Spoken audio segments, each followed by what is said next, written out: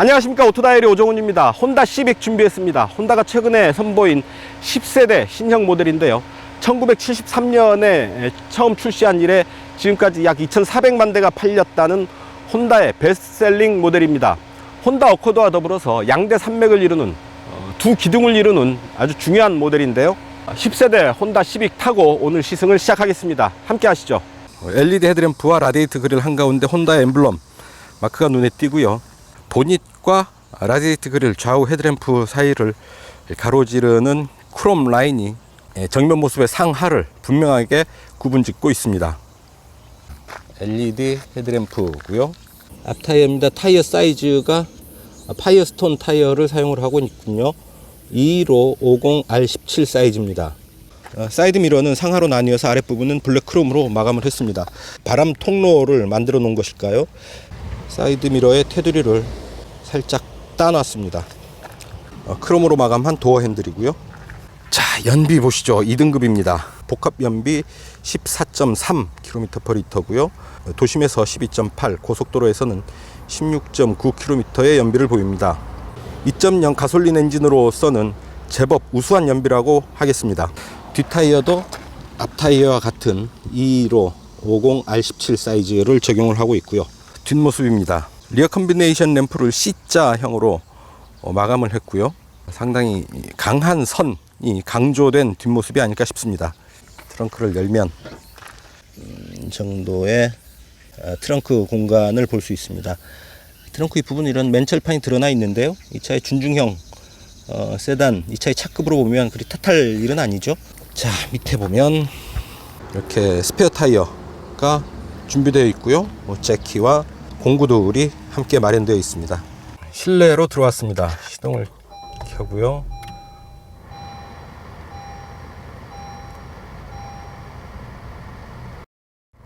자, 오디오는 이렇게 쓸어 올리면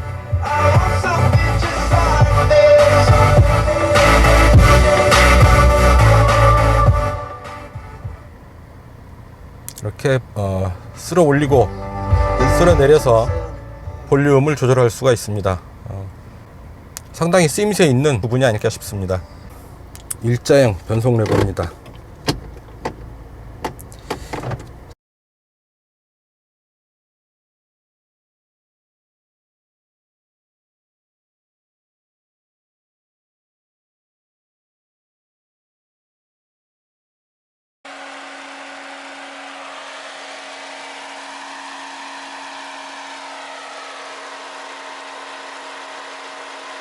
자, 오디오는 아틀란 지도가 들어오고요. 자, 센터 콘솔이 상당히 쓰임새 있습니다. 이렇게 덮개가 있고요. 뒤로 미루면 이런 두 개의 컵홀더를 하나 떼어낼 수가 있고요. 이렇게 단계를 지어서 컵홀더를 세팅을 할 수가 있습니다. 뒤로 더 깊은 콘솔 박스를 사용을 할 수가 있습니다. DOHC 2.0 엔진이죠. IVTEC 기술을 적용한 엔진입니다. 자, 160마력에 1300kg. 차체가 좀 많이 가벼운 편이죠. 차체 경량화를 위해서 많이 힘을 쓴 결과입니다. 마력당 무게비 계산해보면 약 8kg 조금 넘는 정도인데요, 그렇다면 0-100도 약 8초 전후가 되지 않을까 싶고요. 제법 효율적인 그런 성능을 가졌다고 추론해 볼 수 있겠습니다. 잠깐 정지한 사이에 스티어링 휠 한번 보죠. 하나, 둘, 2.2회전. 역시 작은 차에 짧은 조향비, 타이트한 조향비 아주 잘 어울리는 그런 세팅이 아닐까 싶은데요. 이전 세대 모델이 거의 3회전 가까이 했을 텐데요, 아주 날렵하고 칼같은 조향비 기대해 볼 수 있을 것 같습니다. 제가 시승을 계속 이어오면서 이 스티어링 휠 조향비는 빠짐없이 체크를 하는데요, 점점 차들이 3회전 밑으로 점점 조향비를 타이트하게 갖고 가는 그런 추세를 느낄 수 있습니다. 그만큼 차들의 어떤 그 조향 성능이 훨씬 더 타이트하고 예민해지고 있는 게 어떤 하나의 추세가 아닐까 하는 생각도 드네요. 8인치 모니터죠. 8인치 모니터가 아주 깔끔하게 지도를 띄워주고 있습니다. 오늘 햇볕이 아주 강한 날인데요. 환한 대낮에도 내비게이션 모니터는 아주 깔끔하게 보입니다. 차들이 많이 밀려서 이 서행을 이어가는 구간인데 차가 그래도 가볍게 움직여져서 심리적인 짜증 이런 부분은 조금 덜합니다. 자, 브레이크 홀드 기능도 있군요. 브레이크를 꼭 밟고 발을 떼면 브레이크가 계속 유지되는 거죠. 이렇게 체중 구간에서는 또 나름 유용한 그런 장비가 아닐까 싶습니다. 낮은 속도로 움직이고 있는데요. 실내 진짜 조용하네요. 조금 굵은 토크감을 강하게 전하는 디젤 엔진하고는 다르게 가솔린 엔진 아주 조용하고 경쾌하고 자근자근 움직이는 이런 느낌 인상적입니다. 요즘 디젤 차들이 쭉 뒤로 빠지는 그런 느낌이죠. 가솔린 차들이 좀 더 전진 배치되고 디젤 차들이 위축되는 모양새입니다. 더불어서 수입차 시장에서 독일 차들이 아주 점령하다시피 그랬는데요. 일본 차들이 약진하고 있습니다. 판매량에서도 좀 두각을 나타내고 있고요. 물론 독일 차들하고 양적으로 견줄만한 맞설만한 그런 상황은 아직은 아니지만 점차 시장은 디젤의 퇴조, 가솔린과 친환경 자동차들의 강세로 태세 변환, 상황 변환이 이루어지는 그런 와중입니다. 일본 차들은 워낙에 디젤과는 어느 정도 거리를 뒀었고요. 도요타 같은 경우 하이브리드, 그리고 혼다는 역시 가솔린 차 위주로 라인업을 운영을 하면서 디젤이 강세를 보였던 시기 동안 많이 힘들어했던 게 사실입니다. 하지만 이제 시장 상황이 변하고 있고요. 점차 가솔린 엔진 그리고 일본 차의 강세가 당분간 하나의 추세를 이루지 않을까 하는 생각이 듭니다. 근데 사실은 따지고 보면 미세먼지, 질소산화물 이런 부분 때문에 디젤 엔진이 환경에 문제가 많다라는 지적들이 있는데요. 그렇다고 해서 가솔린 엔진이 그럼 디젤보다는 덜 해로우냐 하면 또 그건 아니죠. 가솔린 엔진에서는 일산화탄소가 많이 나옵니다. 그게 결국 이산화탄소가 되는데요. 그 이산화탄소가 지구온난화를 이루는 가장 큰 요인이 된다고 하죠. 그리고 디젤 엔진을 사용하게 되면 미세먼지와 질소산화물의 문제가 나오고, 가솔린 엔진을 하게 되면 일산화탄소로 비롯되는 지구온난화의 문제가 더 불거지게 됩니다. 둘 다 환경에 부담을 준다라는 사실이죠.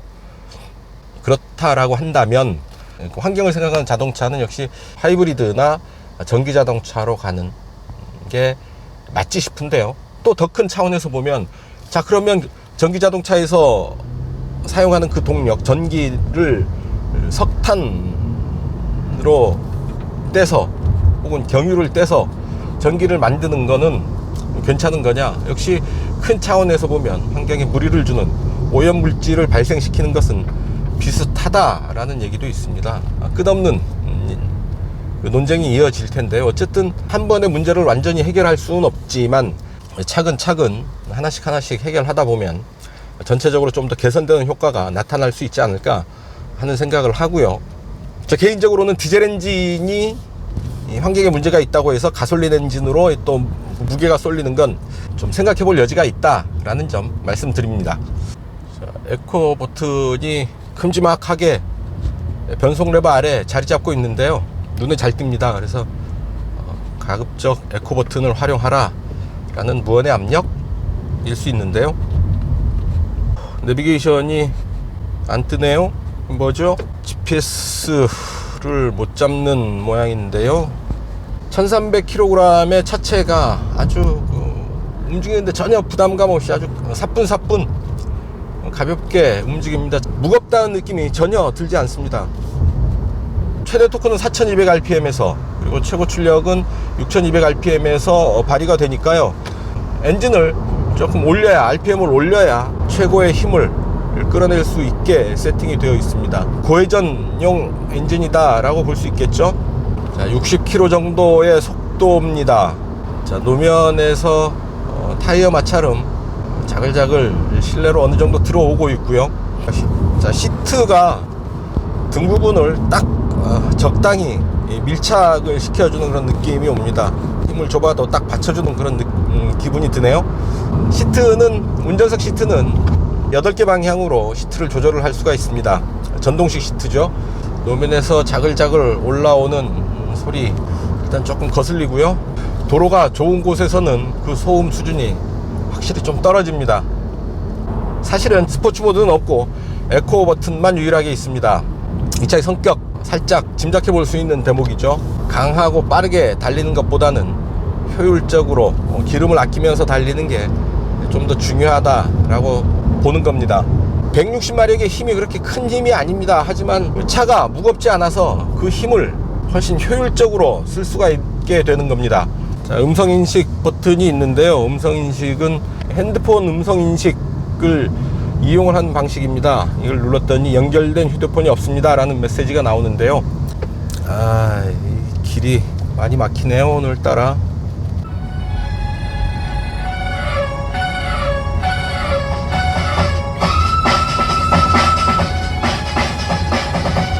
이런 정도의 오디오 들을 수 있습니다. 최고급 수준은 아니지만 충분히 달리는 자동차 안에서 이런저런 소음들이 섞여 있는 자동차 안에서 듣기에 충분한 정도의 소리가 아닐까 싶습니다. 2.0 DOHC iVTEC 가솔린 엔진의 무단 변속기 CVT가 조율을 하고 있는데 CVT답지 않게 힘을 확 낚고채는 느낌이 좋습니다. 가속을 툭 하면 앞에서 훅 낚고채듯이 힘을 씁니다. 자, 가속을 하면 엔진이 힘을 쓰는 소리가 좀 들리죠. 크루즈 컨트롤이 있고요. 정속 주행까지만 가능합니다. 차선 이탈 경보, 조향 유지 보조 이런 거는 생략되어 있습니다. 차급이 중대형 세단이 아니기 때문에 이런 정도 수준에서 충분하지 않을까 싶습니다. 자, 확실히 D레인지에서와 S레인지 그리고 L에서 차의 반응이 확연히 달라지죠. 변속 레버를 통해서 S와 L 레인지를 택할 수 있습니다. L은 로우고 S는 스포츠 정도로 이해를 하면 될 텐데요. 선택의 여지를 둬서 운전자가 자신의 의지대로 변속기를 조절을 할 수는 있습니다만 그래도 수동 변속 모드, 스텝트로닉 방식이나 패들 시프트 정도를 택하면 어떨까 하는 생각이 듭니다만 혼다는 일자형 변속 레버를 고집을 하고 있습니다. 기능상의 차이보다도 일단 시각적으로 보기에도 그냥 일자형 밋밋한 변속 레버는 10년 전에도 보아왔던 20년 전에도 보아왔던 그런 형태의 변속 레버와 크게 다르지 않죠. 약간 그 현대적이고 최신의 그런 이미지 느낌을 주기에는 좀 부족한 형태다 라고 보입니다. 시속 100이고요 RPM은 1650 정도 보이고 있습니다. 자, 시속 100을 유지하고 있는데요. 확실히 타이어 노면 소음이 조금 더 증가해서 높은 수준으로 실내로 들어오고 있네요. 차급에 비해서 볼 때 나쁘다고 탓할 수 있는 건 아니죠. 밀폐된, 그래서 최고급 수준의 정숙성을 요하는 고급 세단이 아닙니다. 실내 소음을 이 정도 수준에서 타협했다라고 보일 수 있겠는데요. 바람 소리는 그렇게 크지 않습니다. 자, 가속을 하면 엔진 소리가 살짝 살아나고요. 자, 킥다운 버튼은 없네요. 가속 페달을 끝까지 밟아도 아무 저항 없이 끝까지 밋밋하게 밟힙니다. 속도를 끌어올리면 엔진이 조금 과하게 힘을 쓰는 그런 느낌을 받죠. 엔진 소리가 이제 커지는 겁니다. 아주 좁은 관을 통과하는 그런 소리죠. 자, 속도를 좀 내보죠.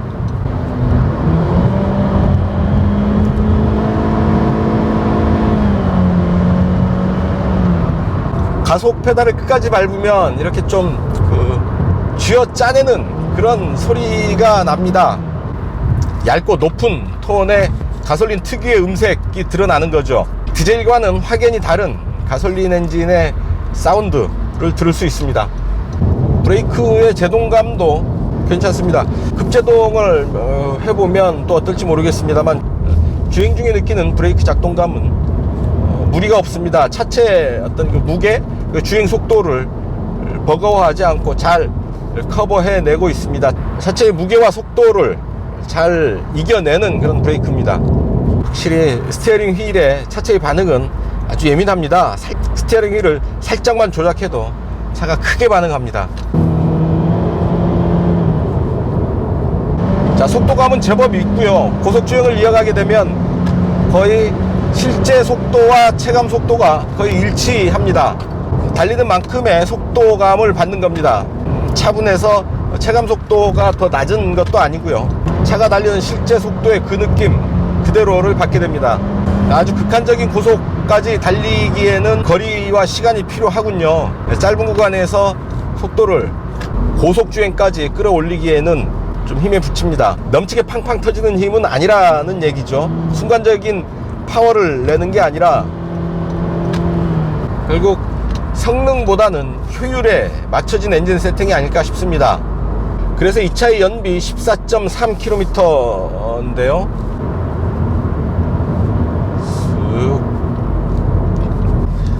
자, 아주 더운 날인데요. 지금 바깥 온도가 34도를 가리키고 있습니다. 시트는 열선 시트만 있고요. 냉풍 시트가 기능이 없습니다. 이렇게 더운 날은 이 부분 좀 아쉽죠. 시트가 시원하게 바람을 내뿜어 주면 좋은데요. 이 차에 그것까지 요구하기에는 좀 과분한 면이 있죠. 아주 힘을 많이 쓰면서 달리기에는 좀 짠합니다. 막 그 엔진 사운드가 쥐어 짜내는 그런 반응을 보이기 때문인데요. 굳이 그렇게 억지로 가속을 이어가기보다는 편안하게 부드럽게 에코 버튼 누르고 움직이는 게 이 차에 더 잘 어울리지 않을까 싶습니다. 가속할 때 반응은 2.0 엔진이라고 한다면 가속을 할 때 좀 더 여유 있는 반응을 보여주는 게 맞지 않나 하는 생각도 들고요. 2.0L 엔진이라고 한다면 좀 더 높은 속도까지 좀 더 빠르게 치고 나가는 성능을 보여야 되지 않나 하는 생각도 드는 게 사실입니다. 하지만 이제 그런 부분들을 제외하고 본다면, 그러니까 성능적인 부분을 조금 양보해서 본다면 합리적이고 실용적인 그런 모습을 보이는 차입니다. 여유로운 뒷좌석 공간, 그리고 알차게 짜여져 있는 이런 그 편의 장비들, 안전 장비들, 그리고 구석구석 공간을 잘 활용한 이런 공간의 배치, 2.0 가솔린 엔진 치고는 높은 수준의 연비, 이런 부분들 보면 괜찮다, 참 합리적으로 차를 만들었다 라는 생각을 하게 됩니다.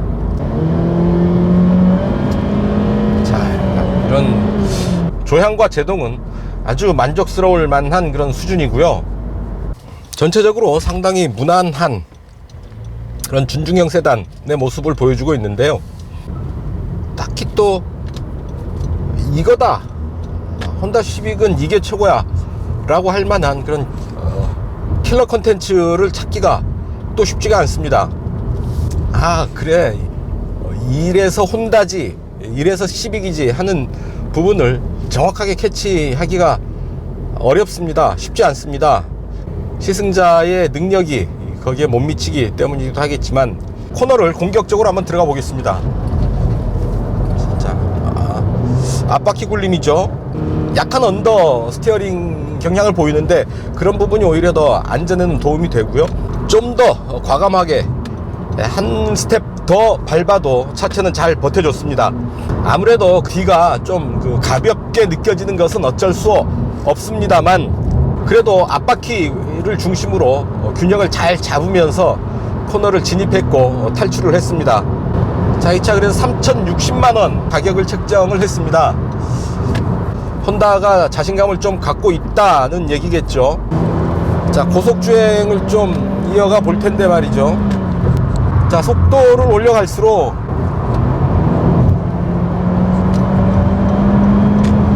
자, 실제 속도와 체감 속도가 거의 비슷합니다. 크게 차이가 나지 않습니다. 달리는 만큼 속도감을 느끼게 되는데요. 극한적인 고속주행을 이어나갔는데 차체가 좀 떨림이 심합니다. 진동이 좀 느껴지고요. 고속에서 제동은 상당히 신중하게 해야 되겠습니다. 살짝 브레이크를 밟았는데 균형이 깨지는 그런 느낌이 들어옵니다. 고속에서는 브레이크를 좀 더 신중하게 작동시킬 필요가 있어 보입니다. 자, 아무래도 1300kg의 공차 중량, 오히려 무게감이 좀 아쉽습니다. 좀 지그시 차체의 무게로 눌러주는 그런 느낌을 받으면 좋겠는데요. 차체가 가볍다 보니까 고속에서 차체 자체의 불안정감이 좀 증폭되는, 속도가 올라갈수록 그런 불안감이 증폭되는 그런 느낌을 피할 수 없습니다. 자, 혼다 시빅 R이라는 차가 있죠. 스포츠 버전, 시빅의 스포츠 버전인데요. 그 차는 어떤 느낌일지 좀 궁금합니다. 아무래도 이 차와는 전혀 다른 그런 느낌을 줄 텐데요. 특히 고속 주행이 어느 만큼 차별화되어 있을지 사실은 궁금합니다. 기회가 있다면 혼다 시빅 R 꼭 한번 타보고 싶은 차입니다. 혼다 역시 레이싱에 강한 전통을 가지고 있는 브랜드죠. F1의 경험도 있고요. 이륜차에서도 두각을 나타내는 게 혼다의 모터스포츠 분야인데요. 그런 그 혼다의 레이싱 DNA를 가진 모델들이 제법 있습니다. 유난히 혼다 코리아는 그런 차들을 배제하고 너무 노멀한, 너무 평범한 차들 위주로 라인업을 짜고 있죠. 좀 그 소비자들의 피를 뜨겁게 할 수 있는, 자극을 줄 수 있는 그런 모델들도 한두 개쯤 같이 판매를 하면 참 좋을 텐데 하는 아쉬움을 늘 갖고 있습니다. 하이퍼포먼스 고성능 모델을 라인업에 투입을 시키면서 어떤 브랜드 이미지, 또한 그 차를 좋아하는 마니아들을 한데 결속시킬 수 있는, 묶을 수 있는 그런 그 구심점이 됩니다. 그 브랜드 충성도를 높일 수 있는 계기로 작용할 수가 있는 거죠. 자, 그런 면에서 혼다 시빅 R도 하루빨리 국내 판매가 이루어졌으면 좋겠습니다. 그러니까 혼다가 가지고 있는 그런 다양한 소재들을 잘 엮어서 국내 소비자들에게 어필할 수 있도록 라인업을 짜는 게 혼다 코리아가 해야 할 역할이겠죠. 시장에 도전한다기보다는 이제 안정적으로 국내 판매 라인업 마케팅을 전개한 게 아닌가 하는 생각을 해보게 되고요. 때마침 디젤의 퇴조, 유럽차의 약세, 가솔린의 강세, 뭐 이런 그 시대의 흐름이, 시장의 흐름이 그렇게 변화하고 있는 거죠. 혼다 입장에서는 지금 물 들어오는 겁니다. 밀물이 되는 거죠. 물 들어올 때 놓줘야 됩니다. 자, 혼다 코리아 열심히 놓줘서 시장에서 센세이션한 변화를 다시 한번 끌어내 보기를 바랍니다.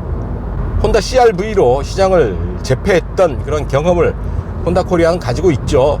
다시 한번 분발해 보기를 바랍니다.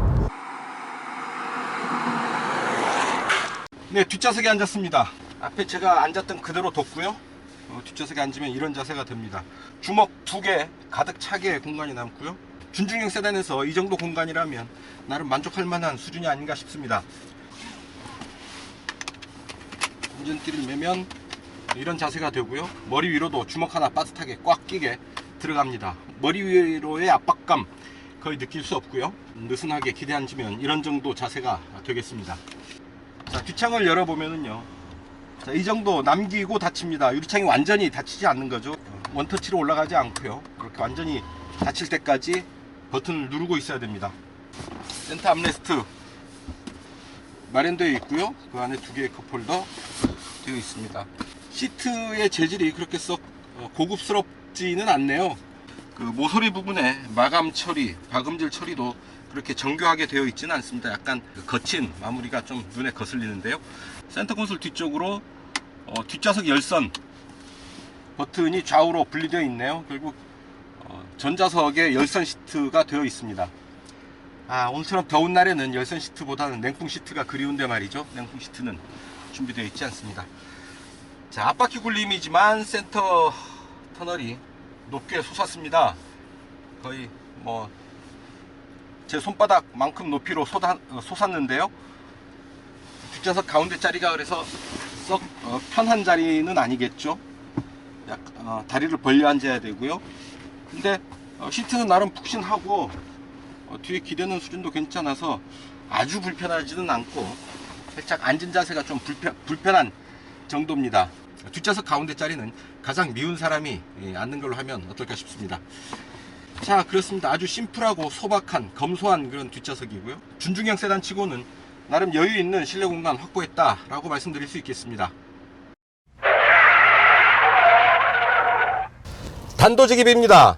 2.0 엔진이 좀 오버스펙이 아닌가 싶습니다. 이 차의 성능으로 볼 때 1.4나 1.5, 1.6 정도의 작은 엔진을 올려도 이 정도의 성능을 충분히 커버할 수 있지 않을까 싶은 생각이 드는데요. 굳이 2.0 엔진을 올린 것은 오버스펙이 아닌가 싶습니다. 2.0 엔진이 아닌 작은 엔진을 사용을 해도 신형 12기기 보여주는 성능을 충분히 커버할 수 있지 않을까 하는 생각이 듭니다. 내비게이션은 가끔 그 위성 신호를 제때 잡지 못합니다. 특히 시동을 처음 켰을 때 처음 한동안 그 위성 신호를 잡지 못해서 인포메이션 모니터가 먹통이 되는 경우가 종종 발생했습니다. 한 번만 발생한 게 아니라 시승을 한동안 몇 차례 그런 현상이 일어나는 걸로 봐서 어떤 고질적인 현상인 것 같습니다. 그 성능 개선을 해야 될 필요성은 있어 보입니다. 계기판은 아주 심플하고 고급스럽게 그리고 좀 미래지향적인 그런 느낌을 전해주는데요. 계기판 오른쪽 끝에 있는 이 리셋할 때 필요한 이런 버튼이겠죠. 근데 마치 막대기처럼 길게 뽑아놔서 아주 보기가 싫습니다. 심플하고 깔끔하게 잘 만들어 놓은 계기판의 마지막 마무리를 이게 좀 엉뚱하게 해놓은 게 아닌가 싶은 생각이 들 정도인데요. 버튼이 필요한 건 알겠는데 이걸 꼭 이렇게 만들어 놨어야 됐을까요? 다른 방법도 있었을 텐데 말이죠. 상당히 눈길이 제일 많이 가는 계기판 구석에 좀 거슬리는 존재입니다. 혼다 CR-V 정리합니다. 자, 준중형 세단으로서 상당히 쓰임새 있고 합리적인 세단입니다. 성능적인 면에서 본다면 특히 고속주행에서 약간의 아쉬움이 느껴지지만 극한적인 고속주행은 이 차를 타면서 할 일이 그렇게 많지는 않으리라고 보입니다. 준중형 세단으로서 움직이기에 딱 좋은 정도의 힘을 보여줬습니다. 물론 그 정도 힘이라면 엔진 배량을 조금 낮춰도 좋겠다라는 생각은 들고요. 가솔린 엔진으로서는 제법 좋은 연비 수준을 확보하고 있고 일상주행 영역에서 차분하고 편안한 그런 승차감, 역시 가솔린 세단 특유의 그런 그 편안함을 갖추고 있습니다. 그래서 3,060만원의 가격 살짝 아쉽습니다. 3,060만원보다는 차라리 2,900만원, 2,980만원 정도면 어땠을까요? 그런 정도의 아쉬움은 남겨두고 오늘 시승은 여기서 마무리할까 합니다. 네, 지금까지 혼다 시빅 탔습니다. 아주 2.0 160마력의 힘으로 적절한 파워를 갖췄다고 보이고요. 실내 공간 배치 이런 부분이 다분히 준중형 세단에 걸맞는 합리적인 그 공간이 돋보였습니다. 고성능, 성능 위주의 세팅이라기보다는 차의 효율을 좀 더 중시하는 파워트레인이 아니었나 싶습니다. 무단 변속기의 부드러운 변속감, 그리고 2.0 DOHC iVTEC 엔진의 아주 저스트 파워, 속도를 꽉 채우는 그런 파워가 인상적이었습니다. 오늘 시승은 여기까지입니다. 저는 다음번 자동차로 여러분들 다시 찾아뵙겠습니다. 지금까지 저는 오토다이어리 오종훈이었습니다. 감사합니다.